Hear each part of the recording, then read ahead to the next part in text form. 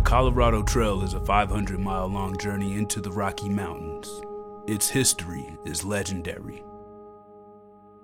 The trail runs from Denver across some of the most scenic areas of the Rockies and the Continental Divide, and arrives in the southwestern Colorado town of Durango.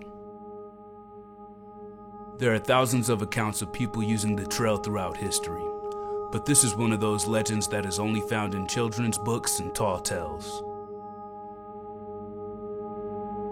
This is a story about the power of art, the magic of determination, and the freedom of adventure. It begins with an unlikely character, an artist from East Rockaway, New York. My name is Kevin Hamilton. I'm new to this. Hiking long distances, backpacking, and setting up a tent in the middle of nowhere, carrying my food, no showers, getting all stinky and shit. I'm a city boy. I keep my kicks clean. Bringing a little more light to this subject of donkey racing and pack muling, tied to the original days of trekking across the country, What about the artwork? I don't know, that's pretty hard. That's a weird question too, huh? I just do whatever I like to do in that current day. Some days I like to paint, some days I like to go outside and hang out, and some days I like to sit on the couch. I've never even hiked this far, so let's see if I even get this far myself, With the aid of an amateur filmmaker, a mountain man, and a pack of strong-willed donkeys, Kevin will attempt to hike the entirety of the trail and paint its landscapes.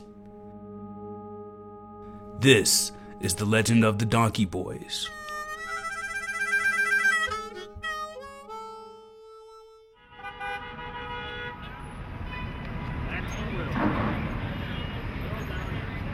I remember Kevin wasn't always into art.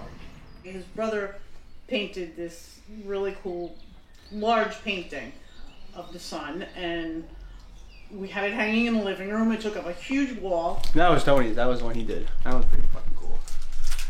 And I said, Kevin, I want something from you to hang in the house. He said, I don't know what you're talking. I don't know what you want. I said, I want a painting. I want you to paint me something. I don't care what it is. I just want something of yours on the wall. And he ended up painting a complimentary painting of the moon. My first painting. First painting ever. Any comments on it? Could be better. Since then, I've seen how focused he is on his artwork. He was never formally trained. He just kind of learned by doing. That's one of my other big paintings. I found that canvas at my first Denver apartment. His mindset seemed to change at one point.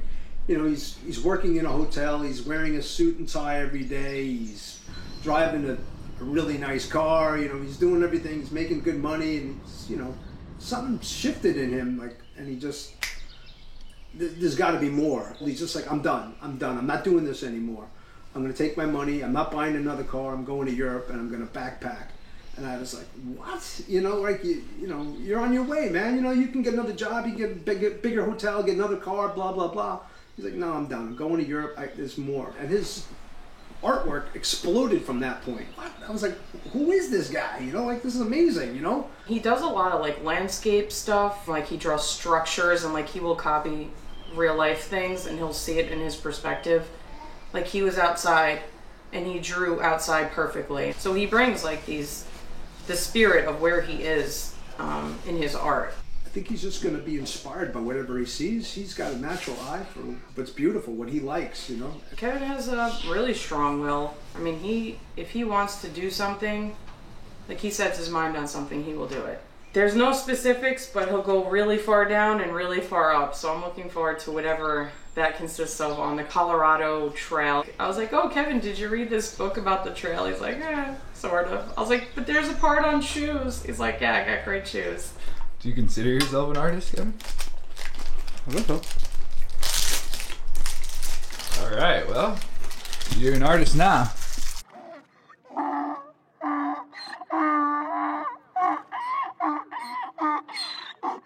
Kevin's journey began at a burro race in Monte Vista, Colorado. Yeah, that's right. I said burro race. It's a strange race where a bunch of unique individuals who enjoy the outdoors, adventure, and a little misery run one of the world's most stubborn animals for recreation. Schmoozing donkey people, that's the theme of the day. Tim, the filmmaker, had arranged to rent 2 racing donkeys from a burro racer named Bill Lee. These boys thought if they somehow won the race with his donkeys, they would prove to Bill that they were capable of trekking 500 miles with his animals. So Tim, tell us, what's your strategy to winning the race? My strategy? Did you hear me? Yeah. My strategy is if you get out front with a fast donkey, faster guy, get right behind him, kind of coast ride his tails like this. Let my donkey kind of ride back a little when I get tired, and then when I need a little boost, I get right back up with it. There were many problems with the situation, though. Neither of them had ever heard of a burro race until a week prior. Tim didn't know how to use a camera, and Kevin had actually never seen a donkey in real life. Kevin was more than a little nervous. Kevin, why are you so nervous? So I don't run. I'm now running with a donkey 8 miles, more like way out of my comfort zone. Isn't this the best way to start something like this? Your career? I have no fucking clue. I don't know what this is. Like I said, I don't run normally. Yeah, no, I definitely didn't know. I hear Mark. Hi, I'm Suzanne. Kevin, these are the 2 we'll be working with. These are our buds. What's up? This is Jack. That's you, Kevin. This is my buddy, huh? Brush mostly on the back and underneath the belly some, where the cinch is going to go. But try to get as much of the brie off as you can. I'm the only one that brushes behind the ears, huh? This is Bo, huh? This is Bo. So my name is Bill Lee. I've been around in Colorado since '75. I like to kid and tell people 1875.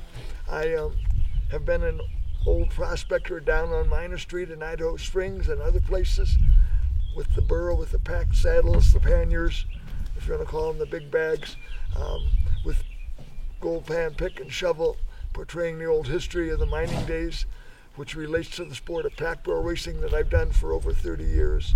So in a way, I'm kind of a history buff, and I enjoy working with animals and showing people how domestic creatures can have a purpose on Earth and how they actually, I believe, enjoy having a productive life, having a job, rather than just being a lawn ornament. So especially in races, one of the things we'll do is that we'll teach the runners to check here just before the race starts. When you're out there lined up 5 minutes to go or so, after you've walked the donkey down there and he's relaxed, you want to check that. What the hell are we doing? What the hell am I doing? You're about to haul ass.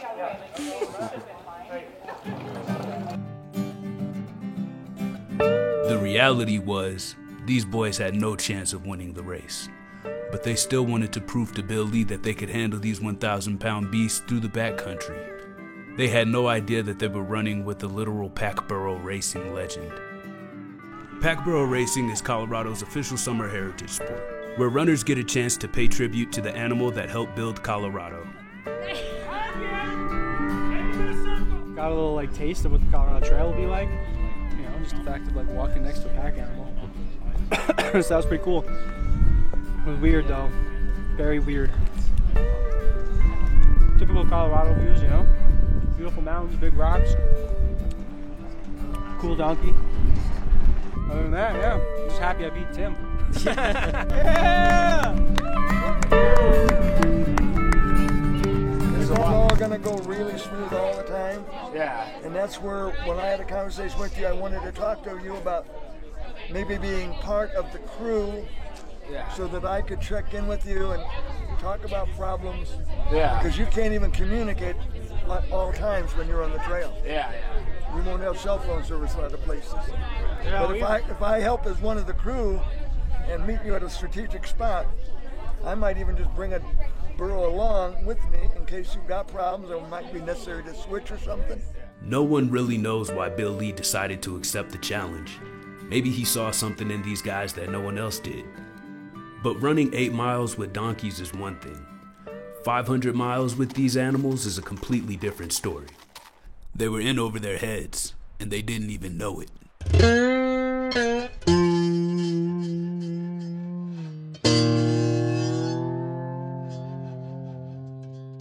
An old burro racer for years always said you need to handy your burro. And what he meant is that you need to develop that relationship with your burro. They could go up to 29, 30 miles in a day. They've done it with me and others running the World Championship pack burro race. 29 miles from 9,000 feet elevation all the way top of Mosquito Path to above 13,000 feet elevation and then back down. Kevin and Tim arranged with Bill Lee to go to his ranch in Idaho Springs to get a lesson on packing donkeys. I was going to take 2 out, but also I was going to have both of you saddle up a burro. 2, 3, 4.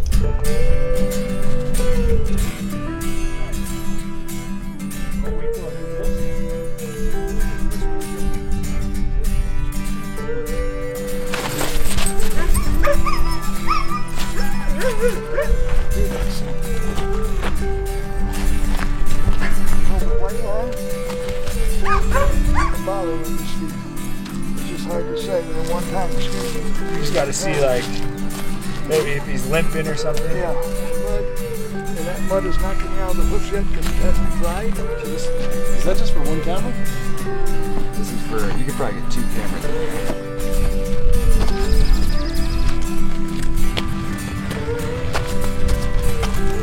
And maybe you have a little stick you poke him with or something. Go on, Zip. Good boy.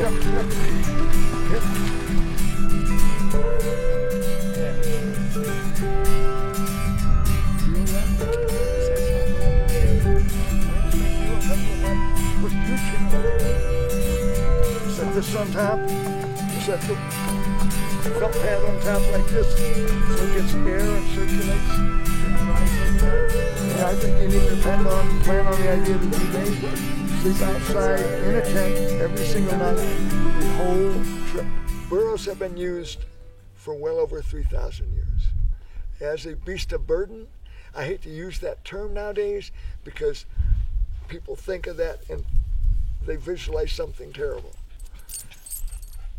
Beasts of burden, yes, but if they're not taken care of and they're not handled properly by their owners,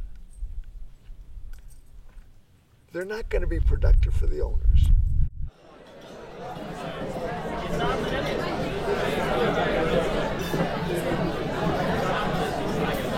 The boys put about as much training in at Bill Lee's place as a custodian needs to clean up a bathroom, but they were confident that they were ready to begin their journey. Let my people... Don't let me forget to write you the check. I got you. Bill Lee pulled up to downtown with Bowinkle and Mr. Ziffel, 2 of the finest asses in the West. The trail didn't actually start in downtown Denver, but they wanted to make the journey official by walking the extra 25 miles outside of the city. It was also the 4th of July and the boys wanted to go out with a bang.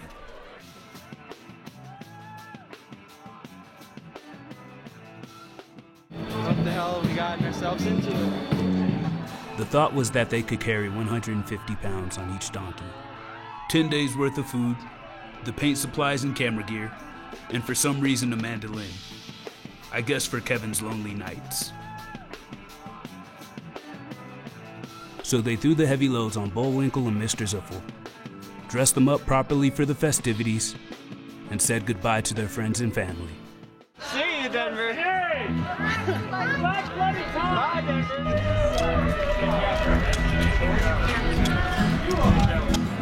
You're the best camera. 500 miles. Here we go. Hey, Tim Brown and Ken Dog. Look at me.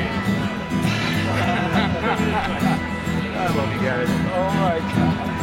We literally have 14 miles to go. We're hiking to Durango.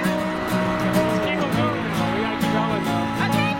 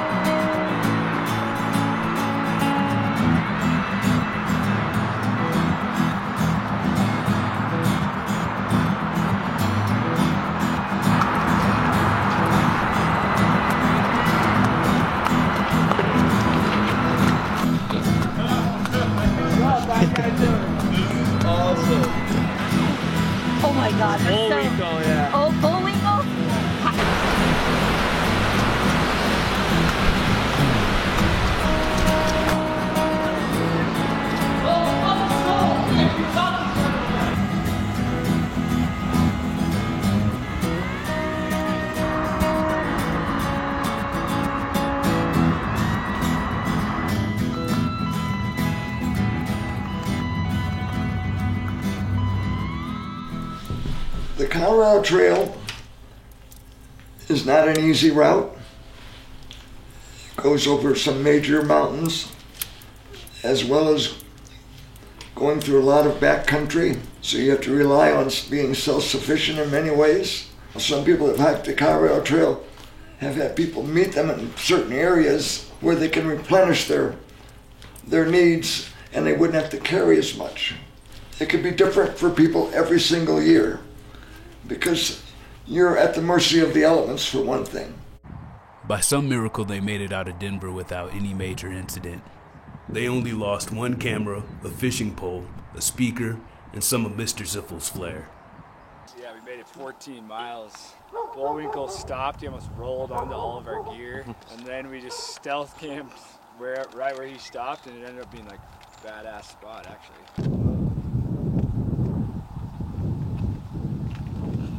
What's Bullwinkle doing? Itchy? Let's scratch it. Kevin's art has not started. He said it was 4th of July, so he was taking the day off. The moral of the story, yo, what the fuck, man? This is your last chance to turn back. Today is. You say that every day. You keep saying that. Your last chance to turn back. Donkeys drink very oddly. They stick their tongue out like this, and then just go like a vacuum. 6 gallons in under 16 seconds. We saw Bullwinkle do. These guys are fucking nuts, I swear.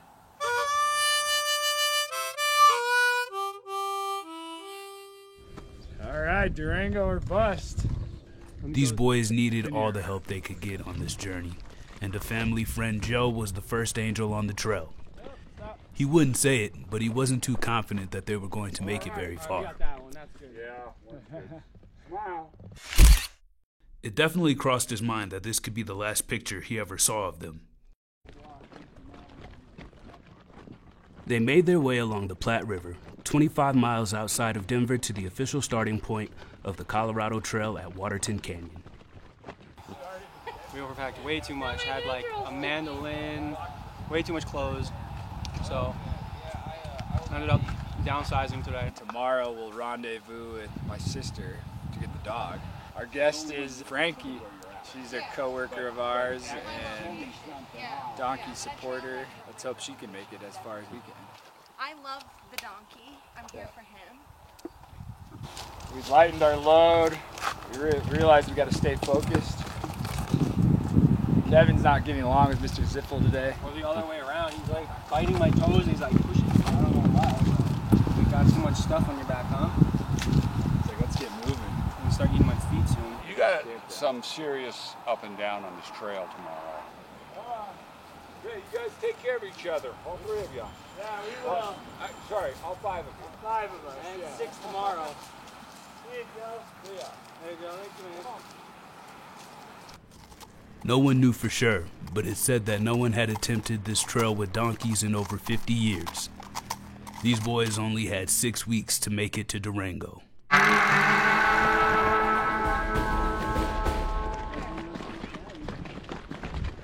They made their way up Waterton Canyon, the beginning of the 486-mile trek through the heart of the Colorado Rockies. The boys' goals were to make it to Durango, paint the landscapes, and capture the beauty of the Rocky Mountains.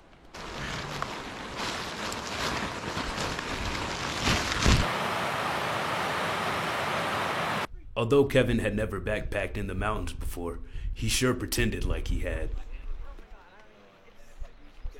By miracle, they made it out of the city and into the mountains. You have to be open to adventure and to having a learning experience. You're going to learn a lot the whole time you're on the trail. A lot about wildlife, about the outdoors, even about yourself. I think there's a lot of folks from past history who've talked about how being out in the wild helps you realize your human potential.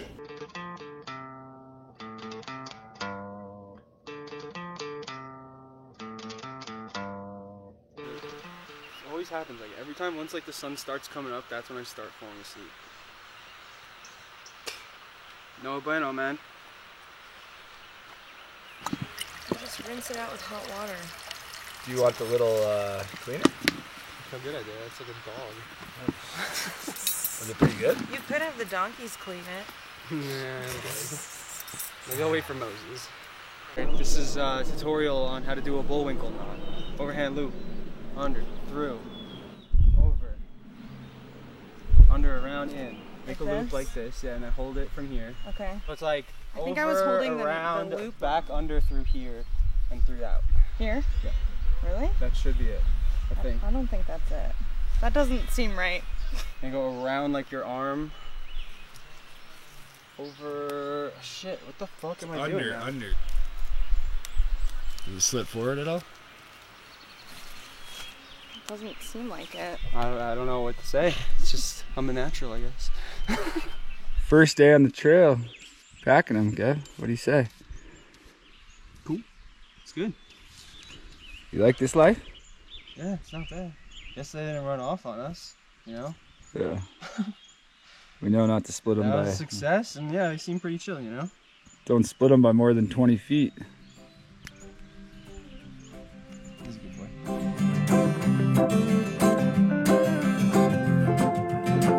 Seems like Kevin was liking the mountains, and things were going smooth. I guess that goes to show what nature can do for a city slicker surrounded by donkeys. The forest hadn't seen a crew like this in 100 years. The forest opened up, and Kevin saw his first opportunity to paint. A lone peak called Long Scraggy.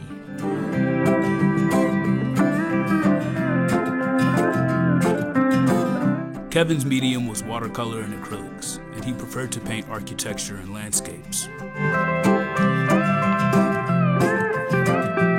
He was surrounded by his element.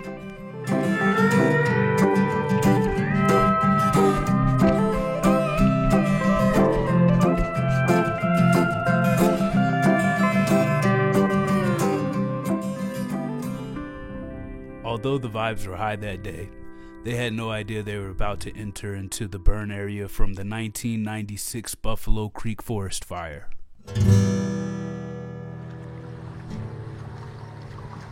At the South Platte River crossing, they met up with their other four-legged assistant, Moses. Things were about to get hot.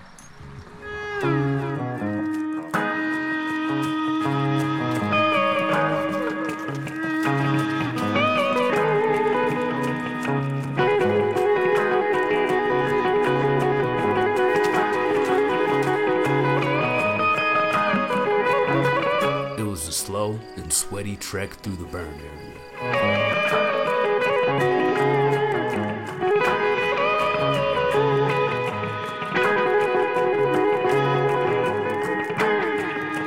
The process was obvious to me of it has to be the right moment and the right spot, and it kind of, the trail revealed itself to him. I hope that more moments like that happen, and they're each different and significant in their own way, and I hope he gets to work on his craft while also just having an interesting and new experience on the trail. With Frankie gone, the boys pressed on deeper into the mountains.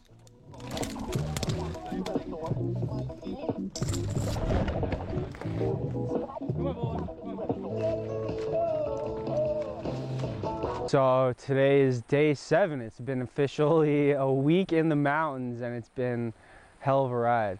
It's been a lot of fun. It kind of trips me out, like when you're just walking back there a little bit with like 300 pounds worth of shit in the backcountry, and you're like, what the hell am I doing back here?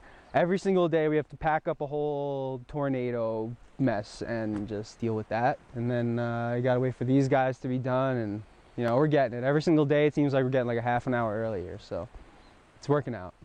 Painting takes a lot of energy alone, so to paint on top of packing donkeys and walking all these miles and then being like, all right, cool, now I have to set up all this shit on top of this and like figure out when and where. So We hiked straight up into the mountains from downtown Denver with 2 donkeys, so I never heard of anyone doing that in my life. The boys were adjusting to the mountains, and things were going better than expected. They were putting in good miles. Kevin saw another opportunity to practice his craft.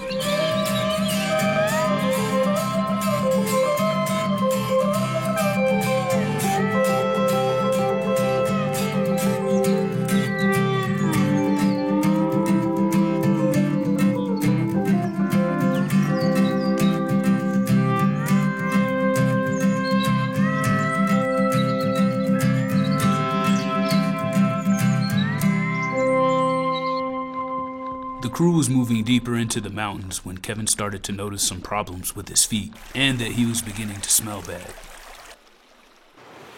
What happened to your feet? I fucking ruined them with my boots and my sandals. Just getting blister upon blister, and I'm just gonna keep walking through it. Despite Kevin's feet, everyone in the crew was beginning to adjust to one another. These boys were experiencing the joys of living and moving with donkeys. They had made it through the first leg of their journey.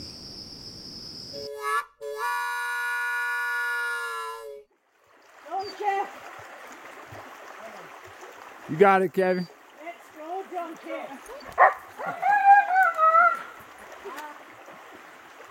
Come on.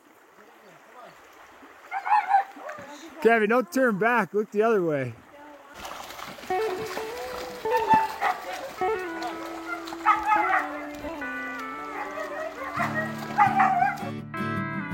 While the donkey boys were making progress, they were still a long way from Durango. They hit their 100-mile mark as they crossed over the Continental Divide at Georgia Pass.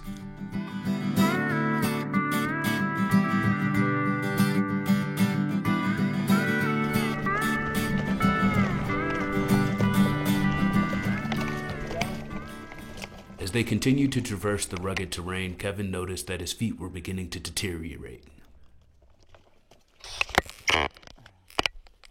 It's just getting worse. It's getting more and more. Is it creating another blister? I don't know yet.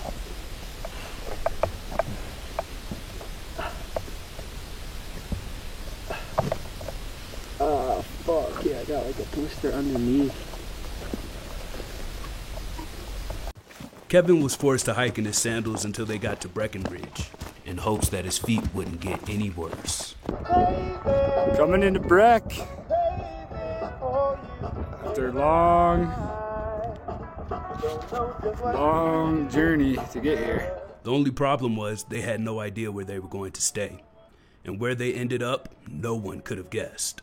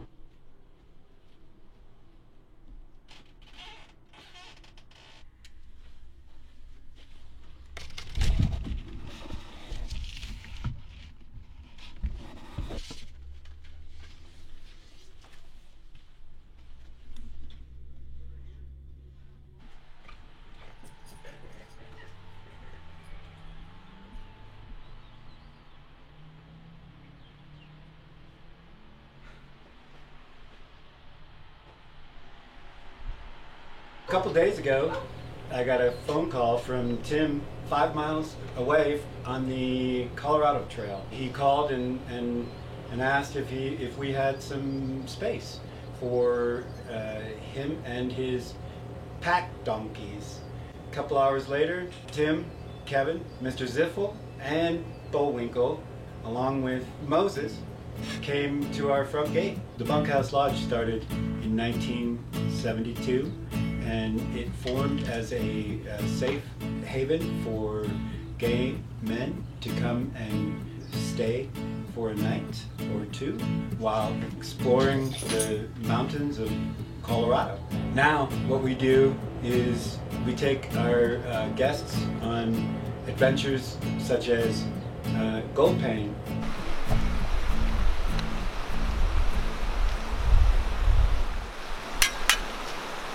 All right, that's you first, and you're just gonna fill up a bucket.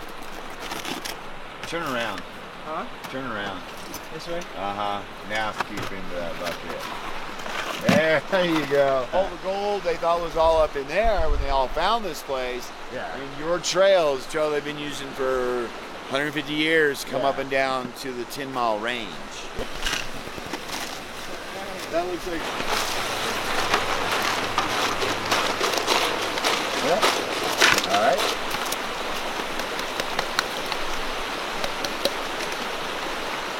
Ooh, I see some gold. Look at that. Right there. All right. Ready? Yeah, swear to So, God. you know your gold's at the bottom.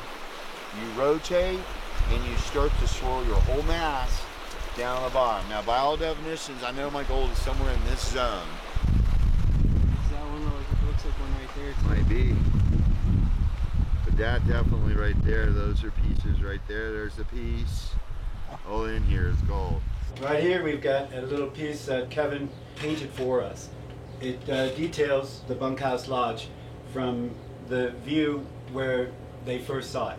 What I enjoy about it is it captures not only our brand new sign, but it captures our new entrance and a whole new perspective of the lodge from the view of hikers looking for respite. Yeah, turn it this way and do the whole like you got a certificate and you know, come on. Why'd you paint this for the lodge? Because these guys are amazing and they helped us out with all of our needs and our donkeys and just it was a miracle. Thank you guys. Place. Yeah, and I needed to paint more and here you are.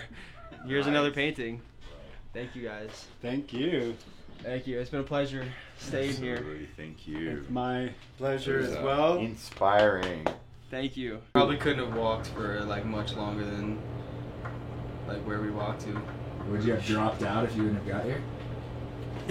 Probably. You struck gold on We your trip struck already. gold, With probably the about donkey. $1.50. $1.50 worth of gold, but it was really cool. And then plus we got gold pans now, so we can do some more gold mining in the future on our ways. So that's gonna be pretty cool. Think our donkeys are rested up?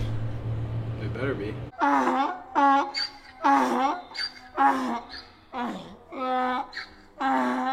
So with Kevin's feet tended to, a few nights in the hot tub, and new shoes, the boys made their way out of the cozy bunkhouse lodge and headed back to the trail.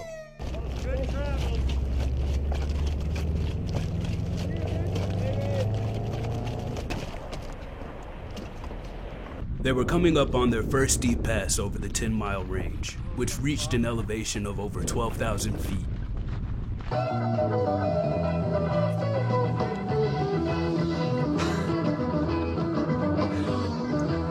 Breaker rocked us for every team.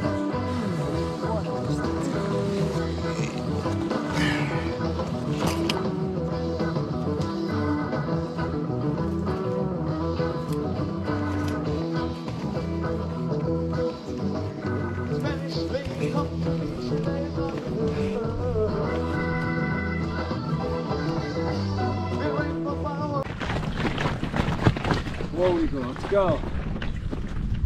Yeah. Bullwinkle, what the fuck are you doing?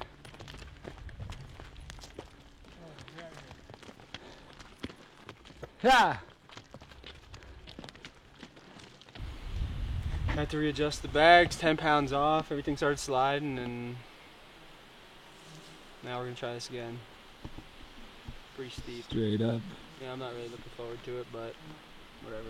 Came from straight down. Not very good. Bullwinkle Almost crushed me. almost crushed Kevin.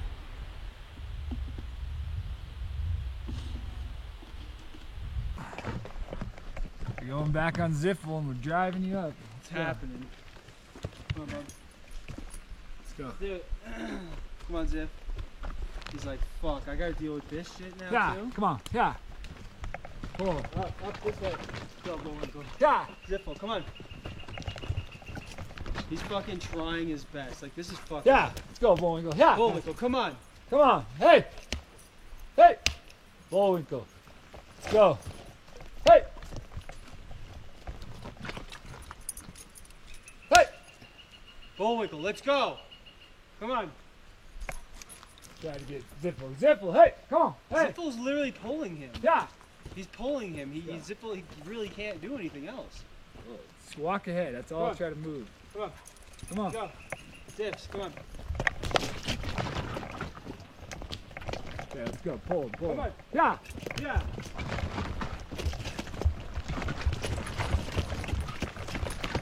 Yeah. Come on. Let's go. Fuck. There's a biker, that's why. Huh? There's a biker right here. I mean, What do you want me to do? if you could just come down around, yeah, if you don't mind, like, coming. Come down? Yeah, if you could come down. I'm not gonna get rocked. No, you're good. Alright, thanks. Oh, shit. Have a good one. You too, man. Thank you. Whoa! So, sorry about that. You guys are good. Durango or bust. Love it. Yeah, we might be busting right here. These guys.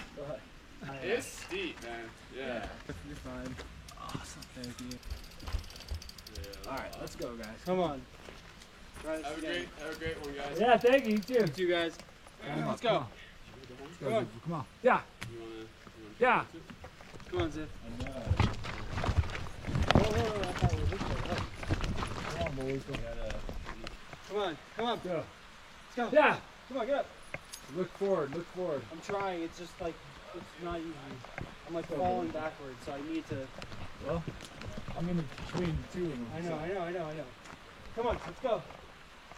Ziffle, come on. Let's go. Come on. Come on. Yeah. Come on, up. Let's go. Bullwinkle's falling back. Fuck.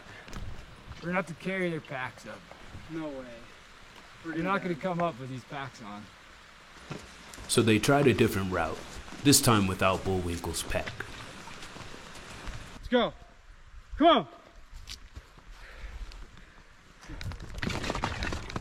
Bullwinkle, what the fuck are you doing? Come on. Alright, well. Bro, I don't know what to do with this guy.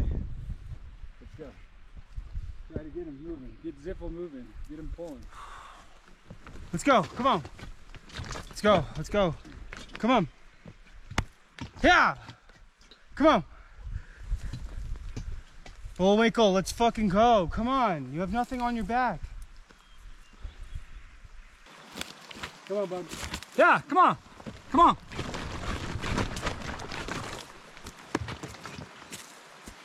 Just look forward and drive. I'm trying. We just go. Running. Ah, come on. We were literally just running. Come on. Yeah. Ha! Ziffle, Bullwinkle's literally pulling on him. I mean, I know you know that, but... Moving fine this way. Yeah. Bullwinkle didn't care. He had other plans. He wasn't gonna move another inch up that steep pass. So what did the boys end up doing? They practiced their new goal panning skills.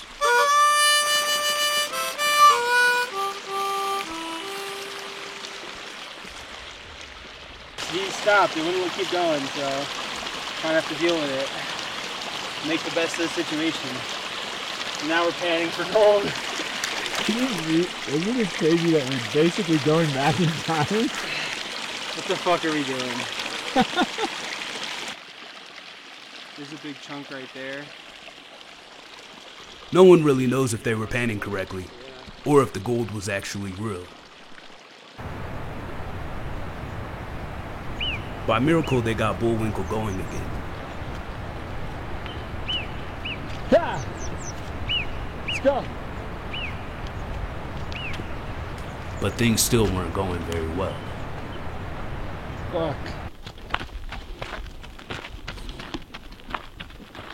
The thing was, while everyone was so worried about Bullwinkle and gold panning, they forgot about Mr. Ziffle. This is bad news.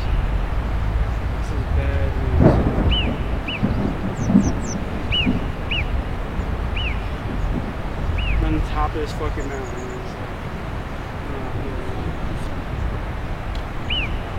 What do we do with them?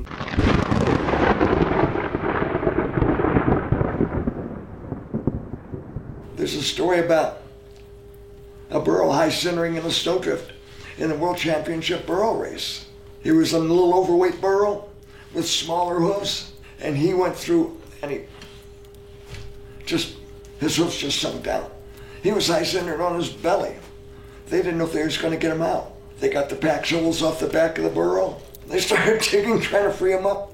Someone came by and offered help. They said, no, we can't use too much more help. Just tell the fellas at the top of the hill that we're having problems. One of the ham radio operators at the top of the hill came down, saw the burro in distress, and the fellas were almost about ready to give up because the burro had physically struggled so much that he was exhausted. He had rolled his eyes back in his head, thrown his head back. They thought they were going to lose that burro. And that fella pulled something out of his pocket. And he said, do you think this will help? And you know what it was? A Snickers bar. And they put that Snickers bar in front of that burro's nose. He smelled that. His eyes pricked up. He took a big jump off of that. And he got renewed energy. And they got him out. And they got him on up the hill. He didn't finish the race. They ended up trailering him off the mountain that year. But that's happened with other burros too. So right now, basically, we're in Copper Mountain, waiting to switch out Bullwinkle, unfortunately. We thought he was going to make it the whole way, but we got stuck on top of a mountain last night. I was literally pulling with all my might and all my aggression to get him up there. Donkeys apparently got a little too much rest, and then they wouldn't really move. Ziffel collapsed on us. Thought his legs broke at the top and the peak at like 7, 8 o'clock at night. And we're just like kind of being like, oh shit, that was fucked up. I feel like I'm in the middle of a circus right now. No, at least you're painting, though.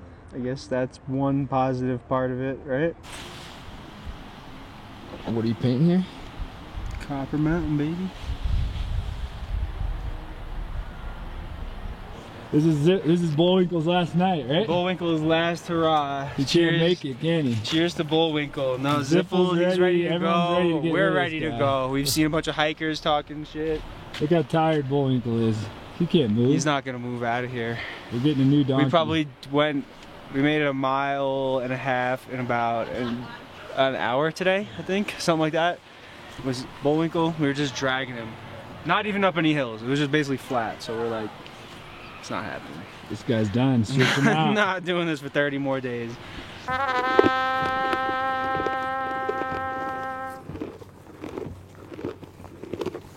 Whoa! Here's Bo. Fresh donkey. Our new guy. Fresh saddle too. Seems to be doing good. Well, how's the new donkey? Cruising. We're cruising. It's like we got a new set of wheels. Got a new set of wheels, is right. It feels like we're driving a whole new ship now. You can start cruising Our now. speeds are honestly like at least an extra mile an hour. Bullwinkle. They say he's got some spunk, but he's all bunk. Moses? Moses, what do you think? And then another thing that I'm learning, there's obviously 2 jobs. It's like neither one of us get the lollygag on this whole trip. One person, and if you're in the back, you have to smell the whole thing, unfortunately. You have to keep your distance or and get kicked. You have to make sure the bags are alright, not falling all over the place. And then you also have to be the one yelling. Like, yeah! If you're in the front, it's a little easier. You get to all the views and stuff like that, but you have a constant yank on your back.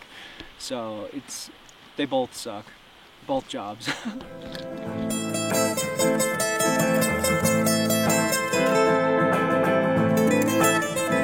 So after having to trailer off Bullwinkle, the boys were moving with the new set of wheels.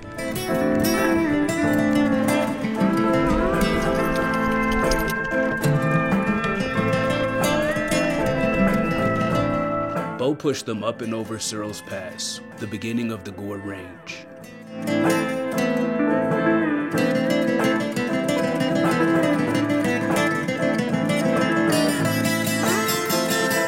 They made their way up and over the Kokomo Pass. This is incredible.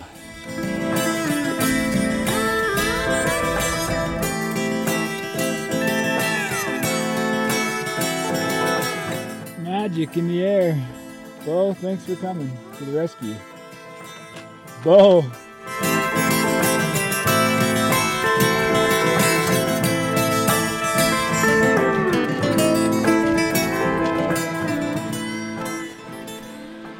I'm just filling in a sketch from yesterday from on top of the mountain. How's it coming? So yeah, yeah. Just throwing some colors on.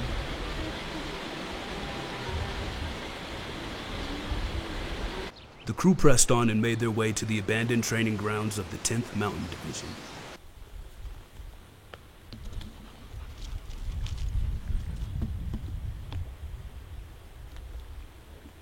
I'm very concerned that we're not going far enough a day, and we're not going to make this trip happen, but we're going to keep pushing. We're going to keep pushing as best we can. Our new donkey is not that good either, so we have one good donkey and one kind of sad donkey named Bo.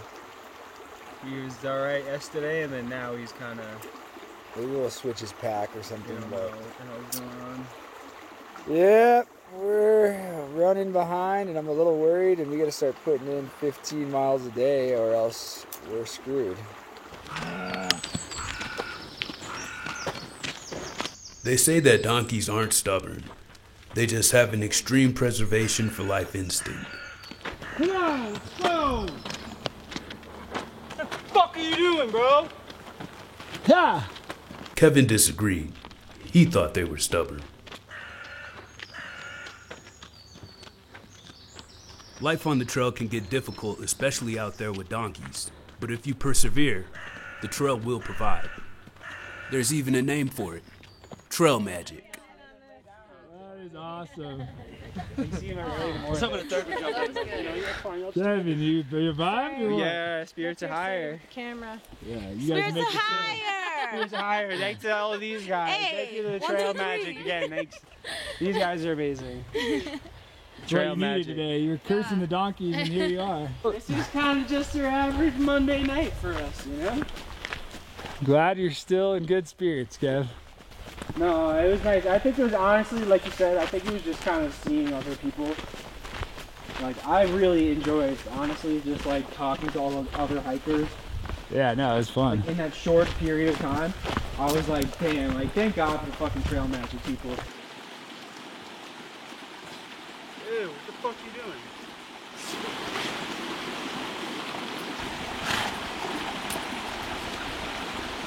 Go. Slow the fuck down, buddy. Slow. Stop it.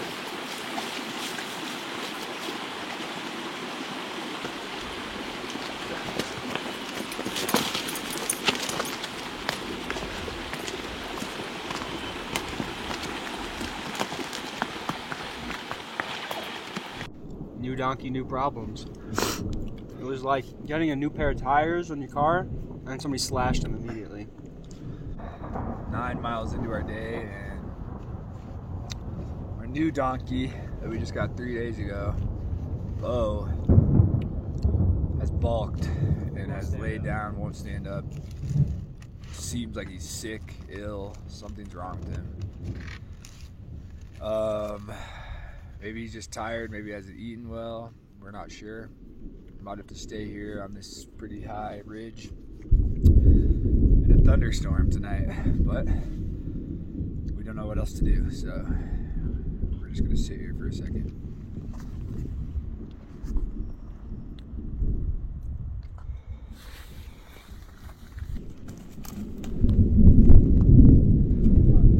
You got him, you got him. He's all right, keep him going. Moses, go!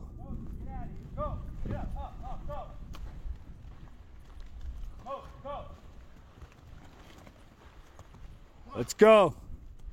Come on, Ziffel. Yeah, Ziffel. Let's go. What does Bill say you do when this happens? He said he's always been able to get him back up. This looks like animal fucking cruelty right now. Like, I don't like doing this. Alright, here we are, 150 feet down, balked again. Starting to rain. Starting to rain. Ziffel, still strong steed. Bo, sickly old, not well.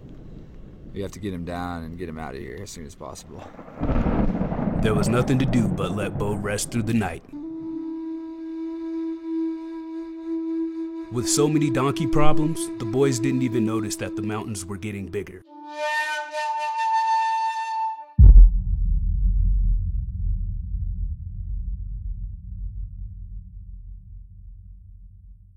When you have donkeys out there, some will work harder for you than others, and they may have better capabilities, just naturally, whether it has to do with their size or their strength or whatever else, or their mental strength even. I believe they have more mental strength and more survival instincts than some other animals. We took Bo, who was not inexperienced pack donkey from the get-go, through the Holy Cross Wilderness, which we didn't really know it either, but it's very rugged, very steep, very rocky, tons of stream crossings, and that guy just was not ready for it. It's kind of a scary situation. We just don't really want to be put in that situation any more times, going over any mountains, and especially when you're just trying to hit 15 miles a day. It's kind of hard to focus on anything. It's kind of hard to like eat dinner and set up your own tent at this pace that we're doing right now. So when you're walking for 10 plus hours a day, I don't know where to find the time to paint. Talk about Ziffel. He's a fucking champion. He's the one that's pulling all the other donkeys over the mountain. He's still doing it. You know, he's not the fastest donkey, but you got to kind of pick him up throughout the day. He does all right on the flats, and you know, he's a little slow. Man, we have Jack, Kevin. He's the world champion. Yeah, this is my guy. We won. I beat Tim in a race with this guy. I had him running all by myself on my first day, so I'm actually excited to work with him again. The donkey boys live on, huh? I thought we were done. New donkey, new me.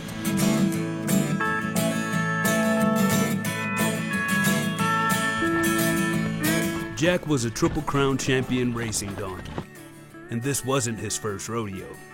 Him and Mr. Ziffel had the boys moving so fast they almost forgot where they were going. Yo, hold on. I think the Colorado Trail goes this way.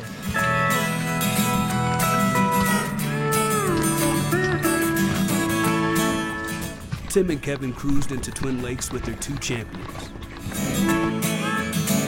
Are they eating that stuff?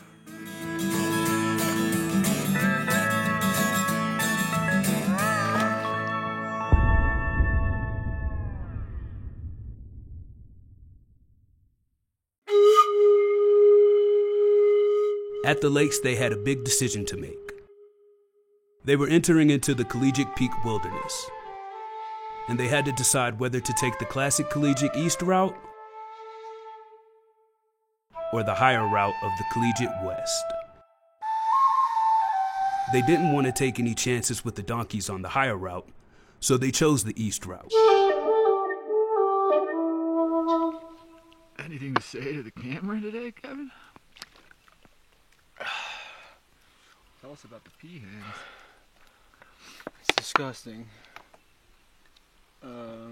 There's pee all over the ropes today. And they're nasty. So, thankfully we got to a nice little stream to wash our hands. And we could eat lunch. We didn't even want to drink water or anything up there. It was disgusting. As they made their way up the east side of the 14,000-foot Collegiate Peaks, storms began to build.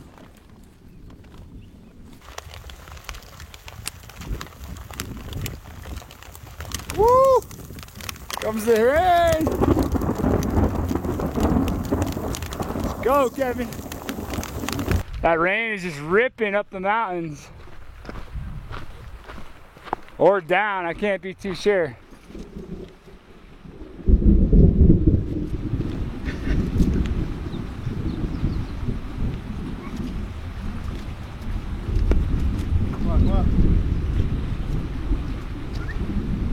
I think the long rope might be the answer.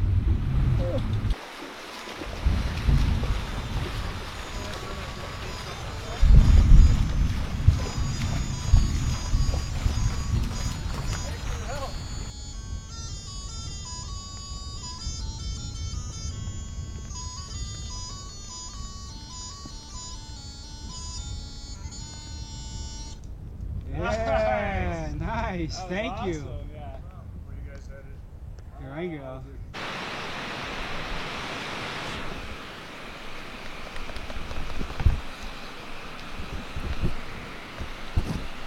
Woke up, started raining a little bit more. I have not painted at all, I don't think, in the past week. Maybe like one watercolor, if that, but it's just we had donkey troubles and rain. We're running low on food. We're basically soaking wet. I am ready to paint, but it's kind of hard when it's pouring rain and hailing. So, like I said, just kind of waiting on a moment to happen, really, you know. I think we're figuring these donkeys out a little bit. Like, you know, they're pretty smart, and I think they tell us when we need to breathe a little bit. Because I even catch myself like just pulling on them a little bit, and you're like, whoa, it's like I could kind of probably take a moment just to catch up on my breath at least. So gotta warm up and dry our clothes out. Like right now everything's pretty much soaking wet, so that's probably the worst part about it. Haven't even looked at any of like my art stuff, so I don't even know if it's ruined or not or what's going on in there. I guess we're just gonna wait to dry out and figure it out from there. Hopefully this week brings some nice hot springs, some good food, nice bed maybe, and some great painting, some great views. That's all we can ask for. Hopefully it doesn't rain, so over and out. The boys had been pulling donkeys in the rain for nearly 5 days and were tired, and they desperately needed to resupply. They were coming up on a town called Buena Vista, and were hoping to somehow find a way to get there. Sheesh, good thing we covered that up, huh? Yeah, it's dumping.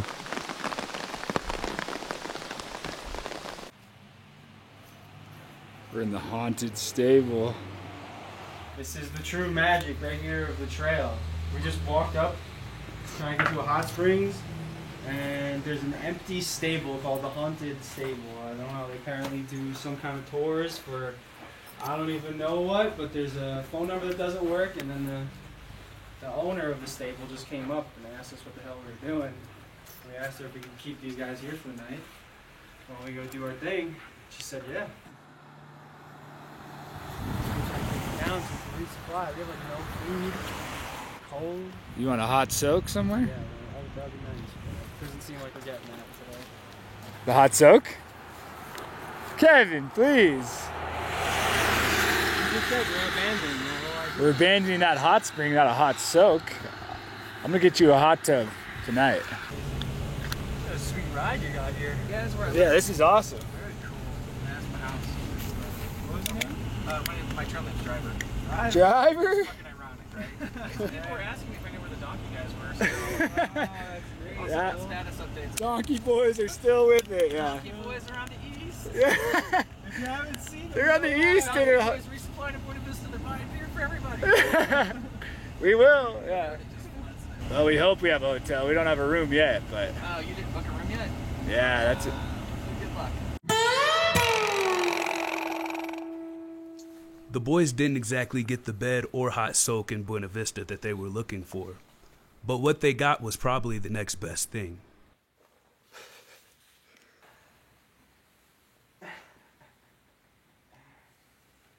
Kevin, what in the world have you got yourself into? A cozy place to sleep.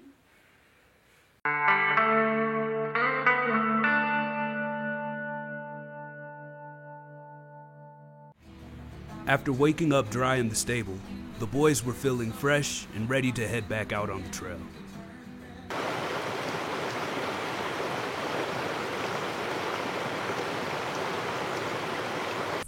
The sun was definitely a nice change from the rain, but the fact remained that it didn't matter what the weather was like when you were out there with donkeys. Go on. Go, go, go. Go. Moses, go. Ah. Moses, go! I think you're ready. I probably am about to get 2 lives worth of donkey, like, filling, you know? I don't need any more. We're already halfway. Hopefully my next life, I don't have to deal with donkeys. How did you get stuck with these creatures? The Collegiate East section has been a part of the trail since 1987, the year the trail from Denver to Durango was officially linked.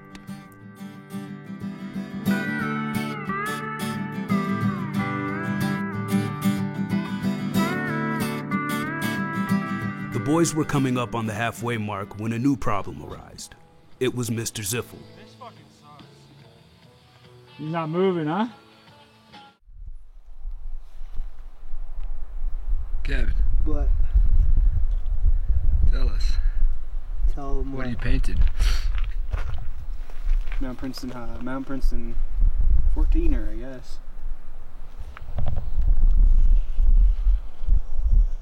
Kevin used those problems as opportunities to paint.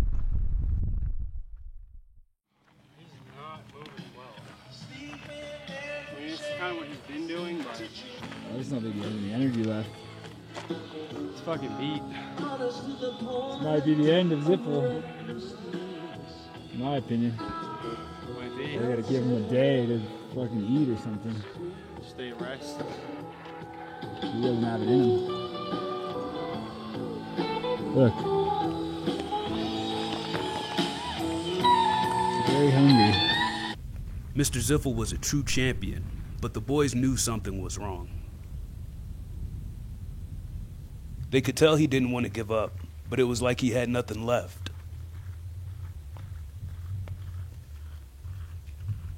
They finally understood what it meant to be a beast of burden, and they had burdened Mr. Ziffel for far too long.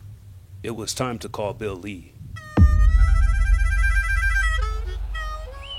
They came into their halfway point looking wild-eyed and crazy. Yeah, we hitched into Buena Vista, resupplied, got some hot dogs. Come back, and this first sign of it was this guy, Tramp, sees Ziffel and he goes, "That donkey is way too skinny." And we're like, "Nah, he's fine. He's looked like this the whole time." And we kind of like, brushed it off like he has. And then we do the next day, and he's just not going up the hill. Kevin was behind me like a half an hour. I thought something bad happened. Next thing I know, Kevin comes up on the trail, no donkey. I'm like, "Where the hell is the donkey?" He goes, "Oh, he's coming." He goes, "He's coming," and I'm like, "What do you mean he's coming? He's behind me." Sure enough, the donkey's walking like probably 500 feet behind Kevin. Kevin's friends met them at their halfway point, and boy, were they a sight for sore eyes. Oh, yeah. How you doing? How are you? You look tired as fuck, bud. You guys having a good time? They even brought in some nice refreshments. Where's the other one of those? This is pretty nasty. Great.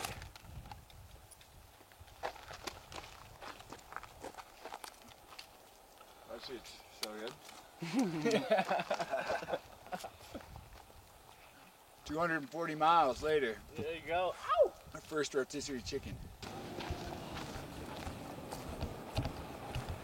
Bill Lee knew the boys needed a strong, durable animal for the terrain, so he bought them Thumper, an asshole among asses. He'd kick you in an instant. He's in the hips, right? Yeah, but I can see it here. Yeah, he definitely looks hungry.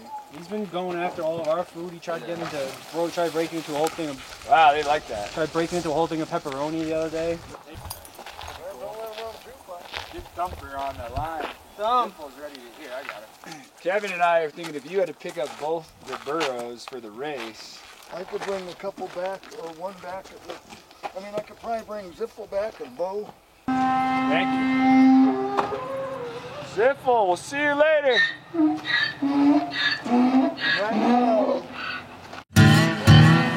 Cracking is because you're getting a bunch of bacteria that's just sitting on your feet day after day.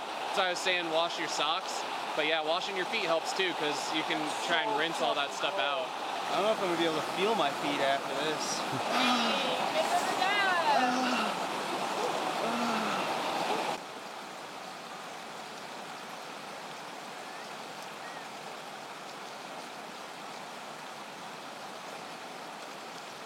I see a lot of like tattoo artists do that on Instagram. They'll like rip up the whole edge of something and then kind of like post it with something aesthetic behind it. Copper, that was a fun one. These are cool. Are they all the same kind of paint? No, so those are all watercolors, and those are all acrylics.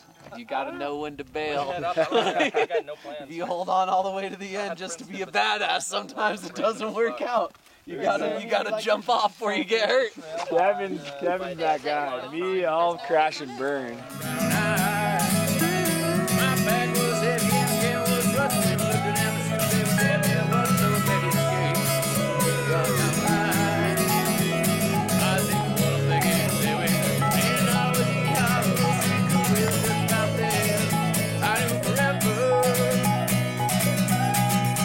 Donkeys don't care. Comes along and when I wake up till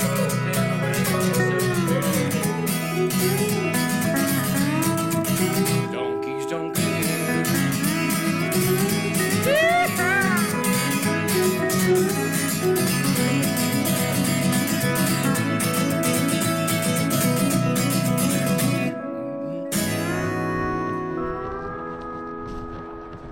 It was strange starting up Monarch Pass knowing they had to swap out the donkeys again. Jack and Thumper had to get off the trail to compete in another race. They were meeting Bill Lee at the Butterfly Hostel midway up the pass, but their phones had no service and they had no way to get a hold of him. Tim and Kevin didn't know what new donkeys Bill Lee was going to give them this time. I knew that this was going to happen, but Bill Lee said he was showing up at 9 to 10. We waited outside the hostel until 10:01 because Kevin said, "That's it, I'm done waiting." And then immediately after we left, Bill Lee drove by, missed us, was looking for us for hours. He went down to Poncha Springs, slept in his car, came back up at 6 a.m. to find this place. And he must have just broke into the hostel and looked at every sleeper until he found me. And he was hovering over me like a wizard. And we exchanged Ziffel, who looks just as skinny as when we left him. It's getting bizarre. We're nowhere near making it on time. We probably won't even make it to Durango. I only make it up the hill today. Moses is still injured. It's like... And it's supposed to monsoon. Yeah, it's supposed to monsoon. Yeah, basically we just downsized down to one donkey, got rid of a bunch of shit, thought that we downsized, and really just made one bag heavier for one donkey, and I'm not looking forward to it at all. I don't feel confident that Ziffel is gonna walk over these hills, alright? So after just giving up Mr. Ziffel a few days prior, he was back by their side. Kevin didn't look too happy.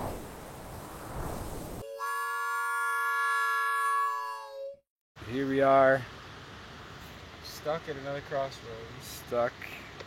crossroad. Could be the end of the line. There's Ziffel back there. We got him back, hoping he would walk. He didn't really lighten his load. Only 1 mile advanced, and we're about to get hit by rain. We left a cozy hostel for basically nothing. Moses is not doing good. He's back there, tired as could be. We might have made it farther than anyone, but I don't know if it's possible to do the whole trail. The end. Mr. Ziff. Good luck on the race.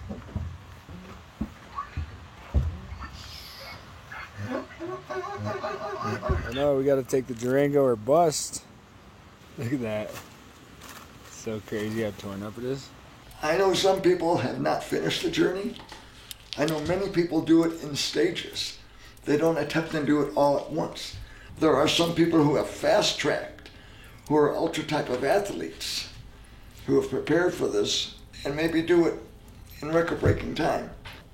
I do know that one couple took a couple of donkeys on the Continental Divide Trail for a long stretch, but they took like 6 months.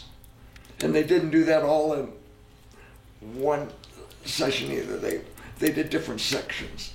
You can only do it for a short time, and it's usually right towards the end of July and the 1st of August, and then you're running out of time at the highest altitudes.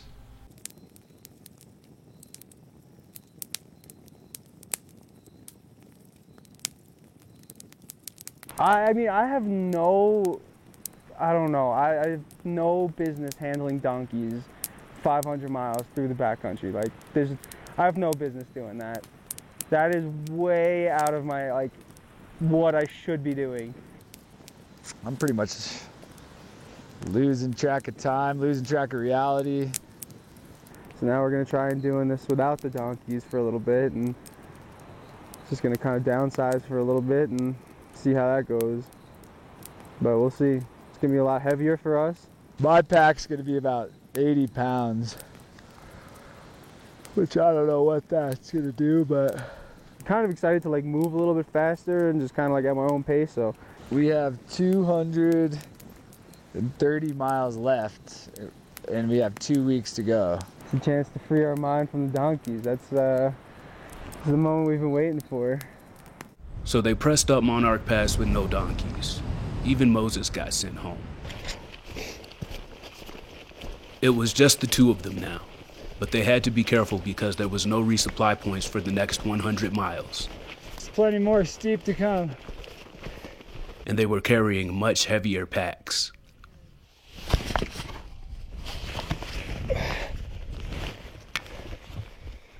Holy shit. With the donkeys gone, the boys were greeted by all kinds of wildlife.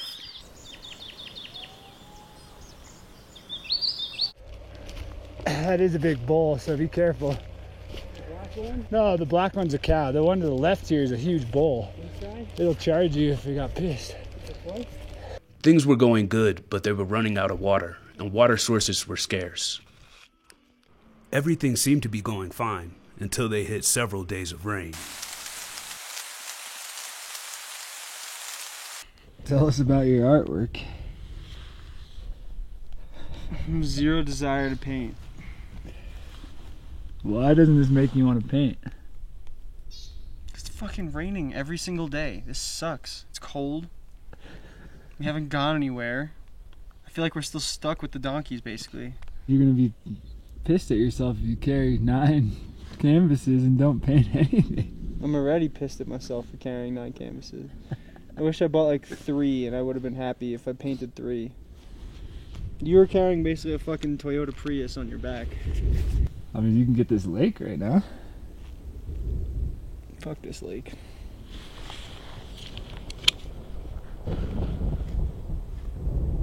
You can't see much good out of this right now, can you? Yes, I mean, it's a cool spot, but I don't know, I feel like you could just drive to half these fucking spots. What's the point of walking, huh? Day in, day out. I don't know. The rain doesn't make it enjoyable. When it's raining and cold and you wake up with wet clothes, nah, that shit sucks. It's not fun. It'd be a lot easier to drive somewhere, have the energy to paint whatever you want. So this project to try to paint it was kind of a mistake, maybe. Maybe a little bit, but then again, I don't even have a car, so can't really drive anywhere anyway. We're never totally ready for any of the challenges we take. For one reason, we never know what's going to happen. It's the same thing as boarding an airplane, climbing into your car. We don't know when our number is up, so we have to continue to challenge ourselves, continue to move on, looking into our soul when we're out with nature, looking at all the beauty that God's given us, from the smallest little bugs to the top of the food chain, everything else, how it's all interconnected, begins to make us realize how special life is.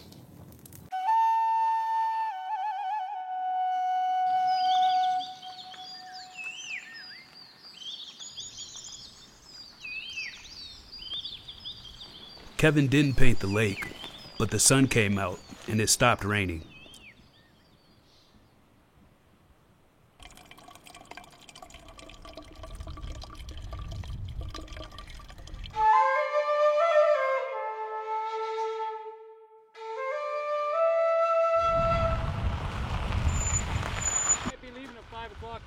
What time is it now? It's about 10 till, so. All right, maybe we should get down there then. You probably see him right over the edge of the hill if you walk a little further. So. Great. We'll get down there. Thank you. Yeah, we'll boogie on now then. We're at Trail Magic. Thank you to Apple. Gave us some sodas. It's kind of just what you need when you're eating couscous and grits. You don't realize it till they're gone, but you definitely miss the donkeys a little bit. It's kind of lonely out here. The legend of the Donkey Boys still go on, but people are wondering where they're at.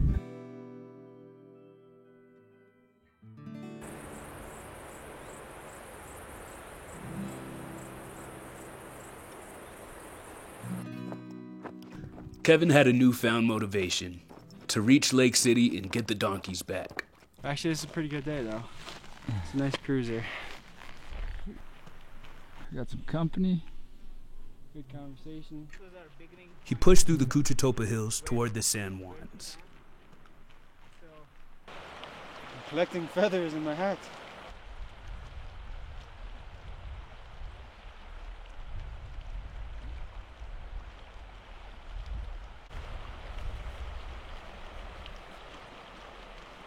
This section inspired Kevin, and he remembered why he was on the trail to begin with.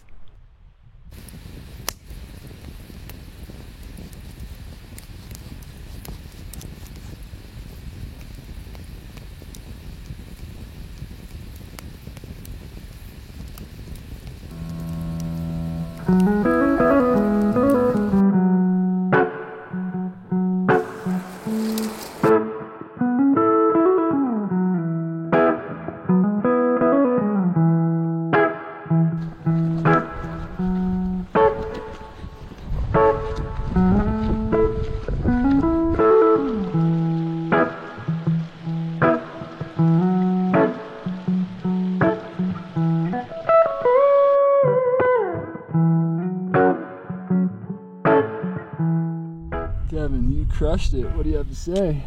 I really enjoyed this section. It was a lot of fun. Yeah? Hell yeah, everything about it was awesome.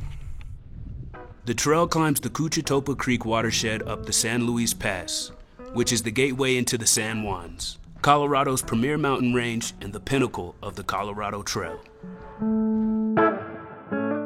Kevin was finally getting his mountain legs and was looking like a true thru hiker. He led them to their resupply in Lake City. Hitching a ride back into Lake City. We did it, Kevin. I was like legitimately like running. I saw you. I was like, oh, Kevin will catch the show. I was like, there's no way. I was like, yo, we got 3 miles to go.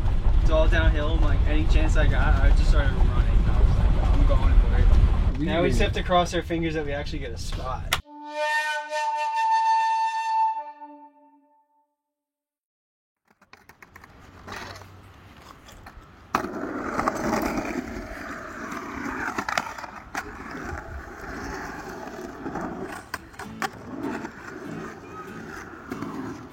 After pressing on over 100 miles without the donkeys, Kevin finally freed up his mind and found his purpose again.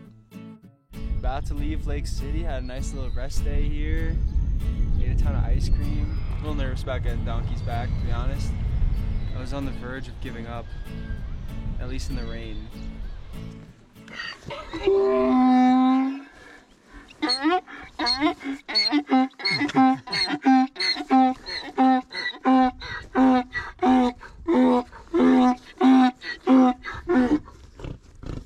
Thumper, what's up? Sound that he's excited to be with us again.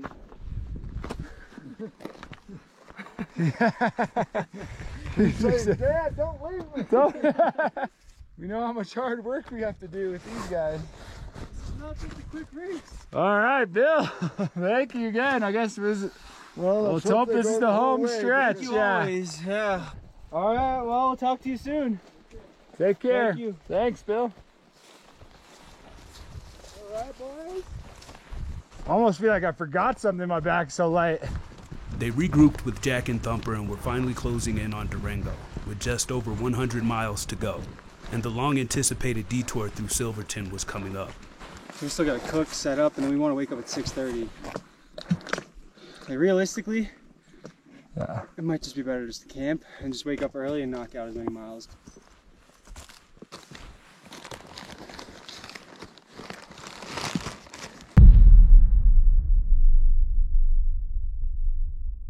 Got our donkeys back at 7 o'clock last night, hiked up here to our camp spot, which is about 3 miles in. I guess my dumbass forgot to tie them up well enough.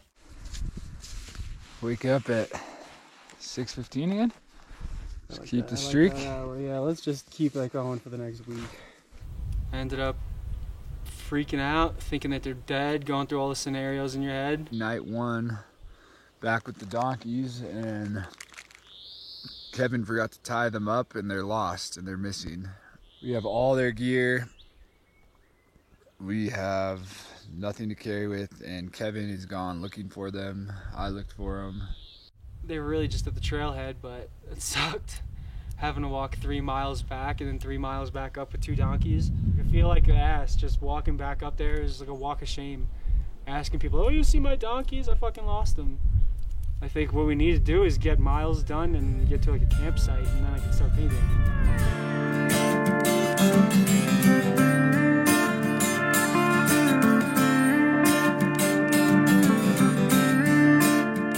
The donkey troubles never ended, but the boys had no option but to press on over the high point.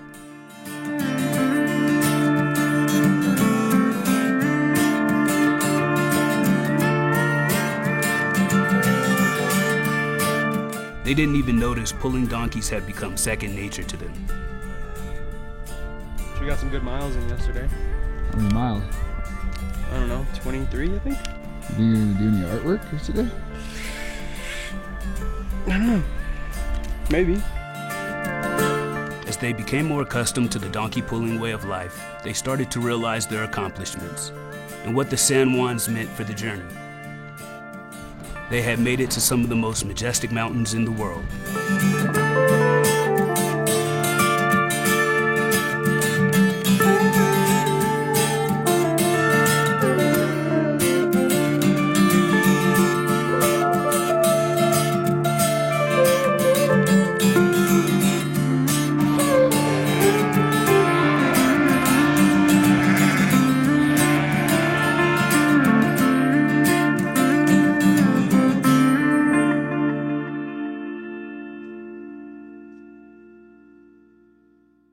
It was time for the long-anticipated detour through the town of Silverton.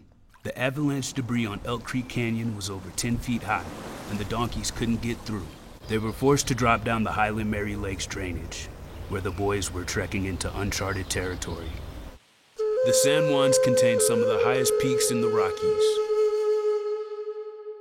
and some of the most remote wilderness areas of Colorado.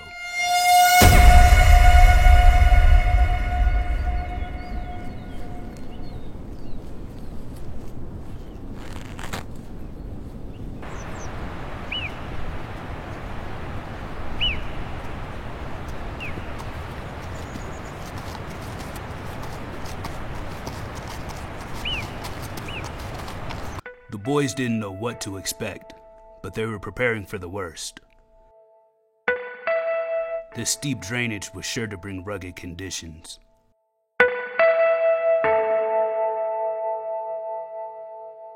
Impassable to stock. Kevin, did we pass or what? We made it, but probably shouldn't have. Our donkeys are just going down on their own now. Sketchy as all hell. Since when did they do this? We got them on full autopilot. Wait up! The drainage shot them out onto an old miner's road, where Kevin got the boys a hitch into Silverton. Kevin had finally hit his stride. We actually just got a hitch into town with donkeys, which is... That's impressive. That's where I was like, I'm impressed with myself right here with that move. No, the Canyon overlooks the entire town. It's fucking wild. Only the donkey boys can get away with shit like this. They hit the biggest trail magic of the journey. Friends and family were waiting for them in Silverton.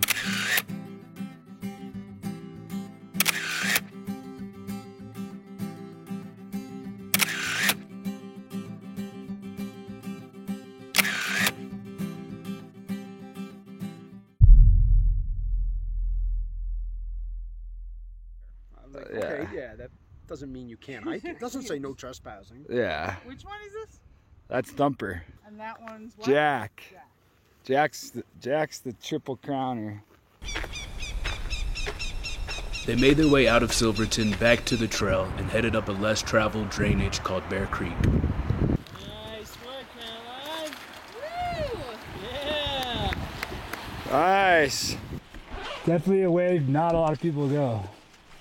I mean, this is animal. This is the game trail. My feet are soaked now. Crazy detour, huh? Yeah, a little bit. Colorado Trail should be like right up there. Could be.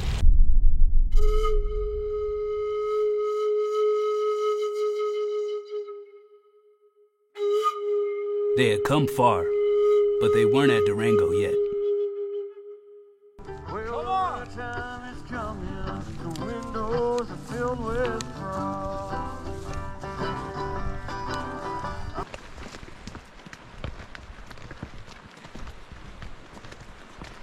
The boys met up with friends and other hikers they had encountered along the way. Everyone was reflecting on how far they had come. Looking back, all the troubles the boys had went through with the donkeys didn't matter anymore.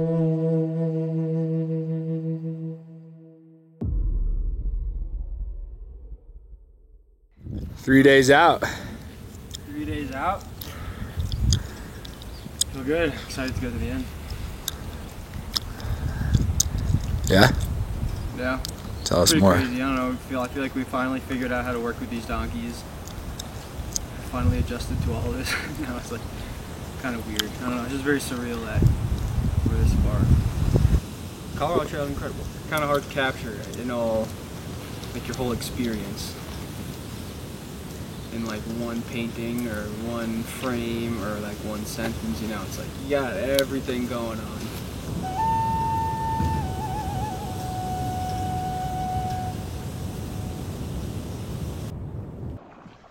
The Colorado Trail's reward is the beauty of the San Juans.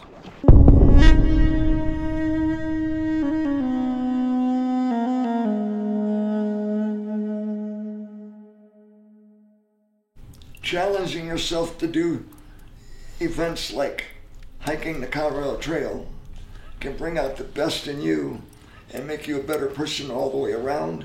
And you never know what you're going to face, but you learn to face life's challenges throughout the rest of your life by experiencing some challenges like hiking the Colorado Trail. You're going to have to experience different things and cope with different issues and learn how to handle those things.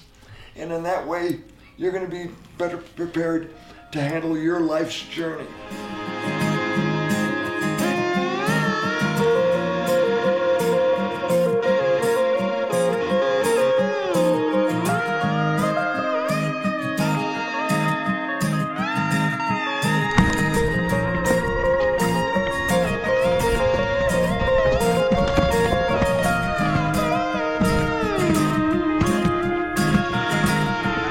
In the end, Kevin created 9 paintings over the 500-mile-long journey.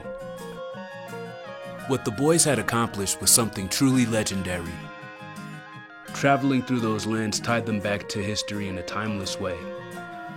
They were 30 miles away from Durango, and they still hadn't busted.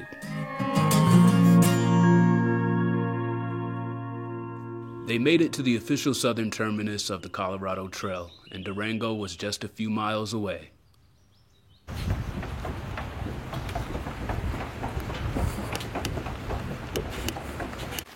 Holy shit. We actually fucking did it. We did the 500 miles out of downtown Denver into downtown Durango. We just finished.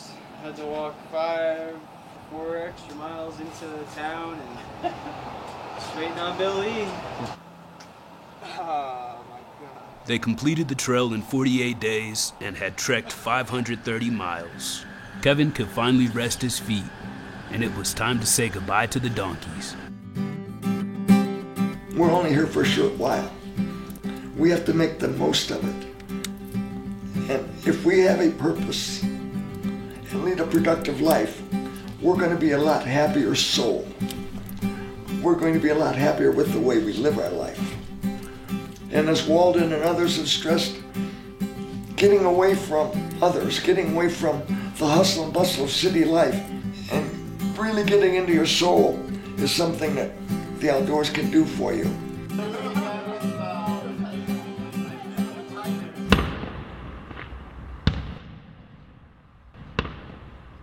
It was amazing, it really was. Saw some incredible stuff. Just being out in nature for so long was just good for the it's really soul. good for the soul, body, mind, all of it. It was just all around just incredible. Wouldn't do it again with donkeys though.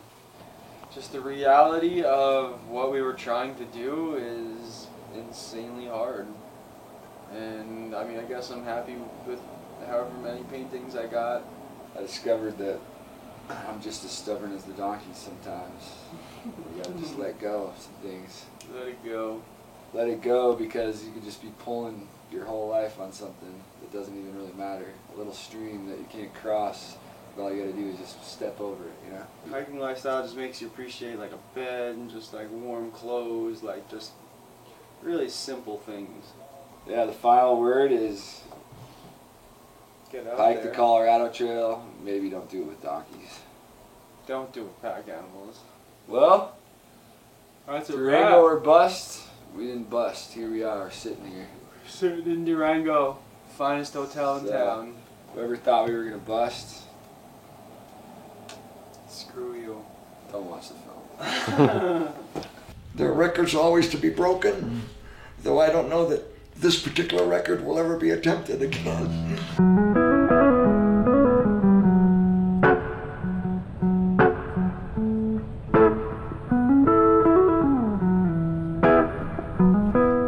They rode out of Durango in style with Kevin's family, and Kevin finally got what he wanted since day one.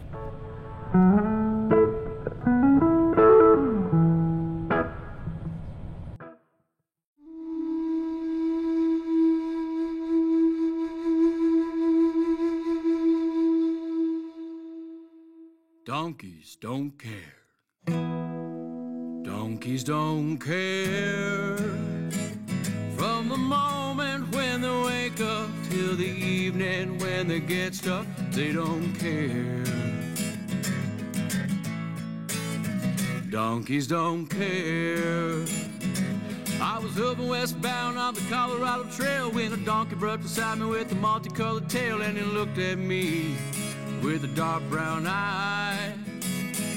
My pack was heavy and my camera was rusty. When I looked down at my shoes, they were damn near. I believe that truly that these burros that did that trek had the time of their lives. They had an experience that they wouldn't get to experience anywhere else. They got to go on trails that they'd never been on before, running the burro races, and see all the beautiful countryside that a couple of young fellas wanted to capture via paintings and videos. When they get stuck, they don't care. Donkeys don't care. It was the crack of dawn on day 17, as the sun was coming up, a new day pristine, when I noticed something missing from the campsite view. I tried not to panic, where my donkey gone? He must have wandered off at night just before dawn, so I started with my searching, though my hopes were few. As I ran on off the mountain, thinking this is it, I caught a whiff, a donkey dropped his end inside a pony tips, and started thinking to myself, this donkey bastard. Donkeys don't care. From the moment when they wake up till the evening when they get stuck, they don't care. Donkeys don't care. Well, I know that beasts of burden, and I know that they don't reason like we do. I still owe my life to someone, even if it's a conundrum passing through. Sometimes I really think the donkeys have it all figured out. before my eyes can blink. Let me off the wrong fucking route. Donkeys don't care from the moment when they wake up till the evening when they get stuck. They don't care. Donkeys don't care.